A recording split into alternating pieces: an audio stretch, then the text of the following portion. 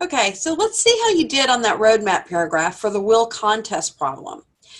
Again, if you haven't already drafted it, go ahead and take a moment to do that and then come back and we'll debrief it together.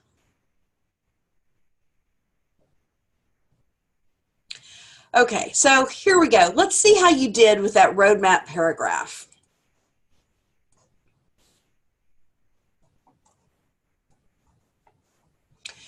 So to start with,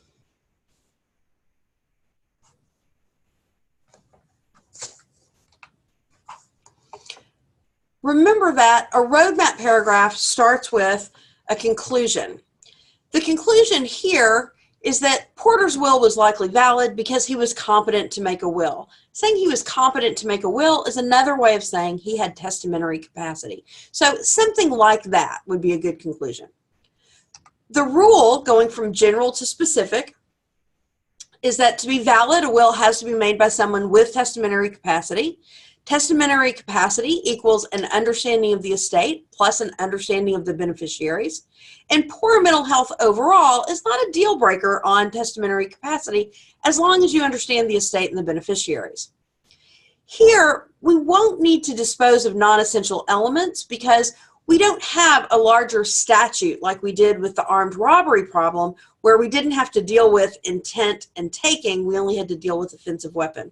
Here, we've got a single rule, and it's the one that we synthesized, so there's nothing for us to tell the reader we're not going to be discussing because we'll actually be discussing all of the elements that we came up with.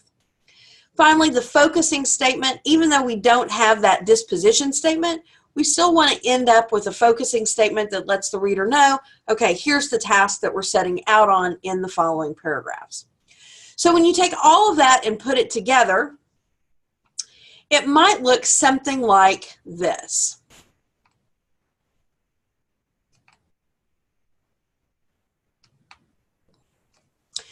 So Sam Porter's will is likely valid because he had testamentary capacity at the time he executed his new will. That's our conclusion. To be valid, a will must be executed by a person with testamentary capacity. Testamentary capacity requires that the testator understand the nature and extent of his estate, along with his relationship to the beneficiaries, new and old. A testator may suffer from some kind of mental disability and still retain testamentary capacity. This analysis will focus on whether Sam Porter had testamentary capacity when he executed a will disinheriting a nephew in favor of a shelter for abused animals. So there you have it. Your roadmap paragraph should have looked something like that. And again, if it didn't, don't worry about it too much. It's still very, very early in the process. And this is something that gets easier with time, and you certainly get better with it, better at it over time.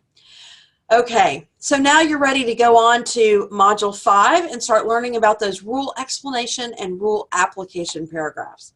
In Module 5, just like this module, we'll be using the armed robbery problem and this will contest problem. So we'll just be continuing with those same materials. See you then.